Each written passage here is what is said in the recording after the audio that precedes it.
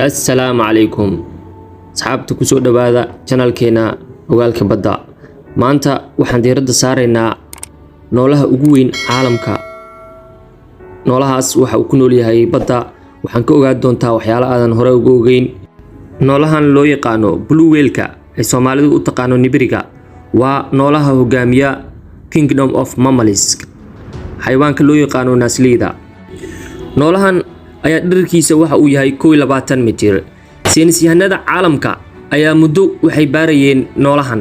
waxa la ogaaday noole ka dheer inuusan ku nooleen caalamka sidoo kale waxa arin aad loola yaab noqotay in noolahan carabkiisa uu ka weyn yahay miisaanka bini'aadanka sidoo kale miisaanka lo'da geela iyo dhammaan noolaha ku nool bariga marka laga reebo maroodiga ayaa sidoo kale noolaha ugu weyn bariga aniga iyo dad fara badan oo ila mid ah waagi la yareeraa noole maroodi ka weyn noole inuu jiro ma aaminsaneen balse maanta waxaad ogaataan inuu jiro noolaha ugu weyn dunida uuna yahay blue whale nibiriga loo yaqaano nibirigan ayaa wuxuu ku nool yahay badda gaar ahaan deep sea-ga meelaha aadka moolka u ah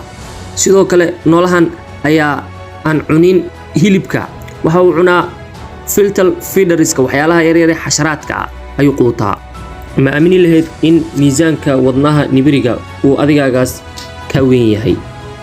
dhererka ama culayska miisaanka nibiriga wadnihiisa ayaa waxa uu gaarayaa 175 kilo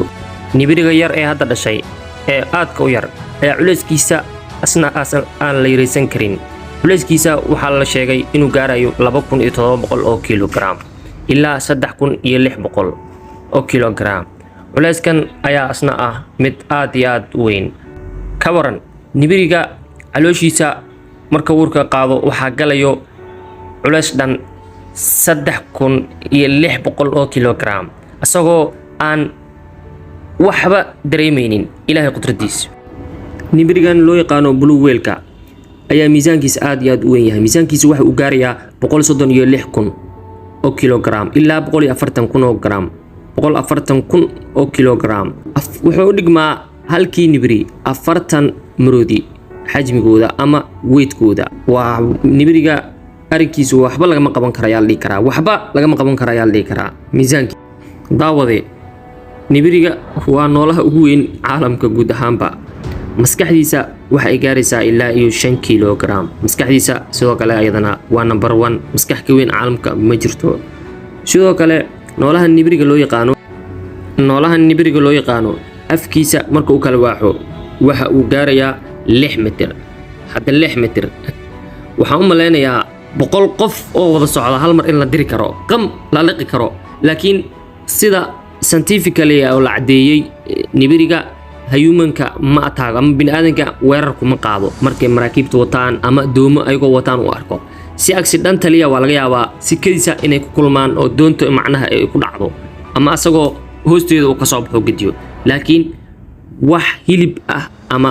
malaay ha ahaado ama noolo kale ha ahaado asaga ma cuno kaliya waxa uu cunaa xasharaadka loo yaqaano filter feederska waa xayawaan yar oo sida kaneecadoo kale oo biyaha ku dhashto kuwaas ayuu afka u kala waaxdaa iyo malaayada yar ee aadka u yar kuwaas ayuu ku nool yahay u quutaa waana noolaha dunida ugu weyn daawade waxaan rajeynayaa inaad ka bogatay muuqaalkan waxaan ku xasuusinayaa inaad channelka subscribe saarto channelkan waxa looga hadli doonaa waxyaabaha la xiriira badda oo dadka Soomaaliyeed badanaaba aysan ka hadlin soo subscribe taabo channelka ku soo biir like share waana ku mahadsantahay dhageysigaaga